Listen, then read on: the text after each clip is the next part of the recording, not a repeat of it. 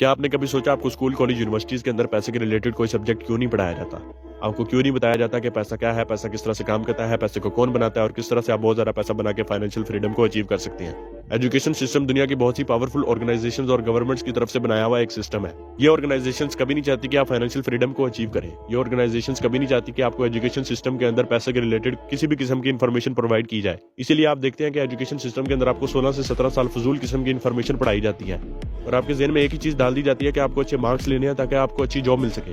Employment system यानी कि job का सिस्टम इन ऑर्गेनाइजेशंस का एक और बनाया हुआ ट्रैप है, जिसके अंदर आपको ये फिक्स अमाउंट ऑफ सैलरी और परमानेंट जॉब की गारंटी देके ट्रैप कर लेते हैं, फंसा लेते हैं। जब एक इंसान एम्प्लॉयमेंट ट्रैप के अंदर फंस जाता है तो वो फाइनेंशियली मजीद ग्रो नहीं कर सकता। ऊपर से ये ऑर्गेनाइजेशंस रिजर्व बैंक्स के थ्रू इन्फ्लेशन यानी कि महंगाई को और इंक्रीज कर देती हैं,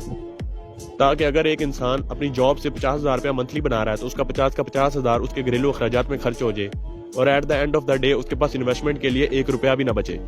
और वो इन्हीं के बनाए हुए सिस्टम का गुलाम बन के रह जाए। आपको ये चीज समझनी होगी कि जिस पैसे के लिए आप अल्लाह ताला को भूल जाते हैं, जिस पैसे के लिए आप अपनी फैमिली से दूर जाते हैं, जिस पैसे के लिए आप 9 to 5 जॉब करते हैं, वो पैसा ये ऑर्गेनाइजेशन रिजर्व बैंक्स के थ्रू जितना चाहे उतना प्रिंट कर सकती हैं। एक चीज जिसको ये ऑर्गेनाइजेशन प्रिंट कर सकती हैं जितना चाहे, उस चीज के लिए आप अपनी पूरी जिंदगी काम करें तो आपसे बड़ा कोई बेवकूफ नहीं है। मैं ये नहीं कह रहा कि आप अपनी एजुकेशन को छोड़ दें, मैं ये नहीं कहता कि आप अपनी जॉब को छोड़ दें। मैं सिर्फ ये कह रहा हूँ कि इन सब चीजों से, इन सिस्टम से बाहर निकलने के लिए आप साइड हसल पे कोई ना कोई बिजनेस स्टडी करें, कोई फिजिकल बिजनेस, कोई ऑनलाइन बिजनेस, और फिर उस बिजनेस में इन्वेस्टमेंट करने के लिए कुछ ना कुछ सेविंग्स करें।